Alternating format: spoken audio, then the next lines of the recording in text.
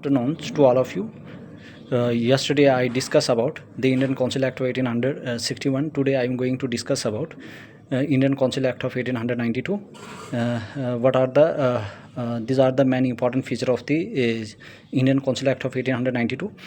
First इसका जो feature है, it increase the number of additional non-official members in the central as well as in the provincial legislative council. अब इसमें क्या हुआ, इस एक्ट में क्या हुआ कि जो भी एडिशनल नॉन ऑफिशियल मेंबर थे, जो नॉन ऑफिशियल मेंबर थे, उनको उनका नंबर जो था वो बढ़ा दिया गया था, किस में, सेंट्रल में भी और प्रोविंशियल लेजिस्लेटिव काउंसिल में. ठीक है, this are the important feature of this act, ये आपने याद रखना है.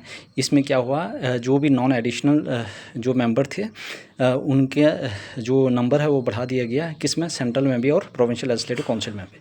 Second, but maintain the official majority in them, कि ताकि जो ऑफिस में जो भी मेजॉरिटी हो मेंटेन रहे. ठीक है, उसमें कोई कमी ना हो, और जो भी ऑफिशियल में जो भी मेजॉरिटी हो मेंटेन रहे. ठीक है, तभी जो नॉन ऑफिशियल मेंबर है उनकी तादाद बढ़ाएगी सेंट्रल में भी और प्रोविंशियल लेजिस्लेटिव काउंसिल में. Getting, I hope everybody clear this important points. Next, increase the functions of the legislative council. और जो भी लेजिस्लेटिव काउंसिल के जब मेंबर बढ़ाए तो और इसका क्या किया, मतलब फंक्शन भी बढ़ा दिया गया. And give them the power of discussing the budget. और पहले इनके पास ये पावर नहीं थी कि वो मतलब कि जो बजट के बारे में डिस्कस कर सकें. अब इनके पास पावर भी मिल गई कि ताकि वो बजट के ऊपर डिस्कशन भी कर सकें, चर्चा भी कर सकें. Getting, and addressing question to the executive, और एड्रेस कर सकें क्वेश्चन किसको, एग्जीक्यूटिव को. I hope everybody clear. Indian council act of 1892 में क्या हुआ, इसमें increase the number of non official members, non official जो मेंबर थे वो बढ़ा दिए गए central as well as in the provincial legislative council में, ताकि जो ऑफिशियल मेजॉरिटी है वो बने रहे.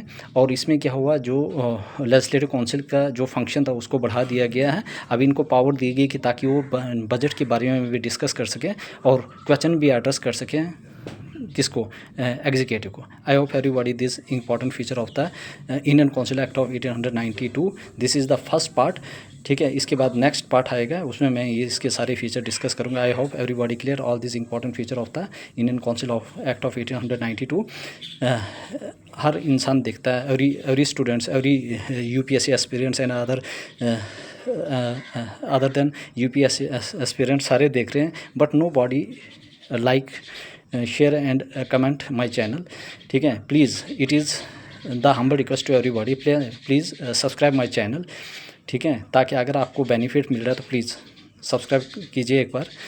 ठीक है, ताकि मैं आपके लिए और लेक्चर बना पाऊँ.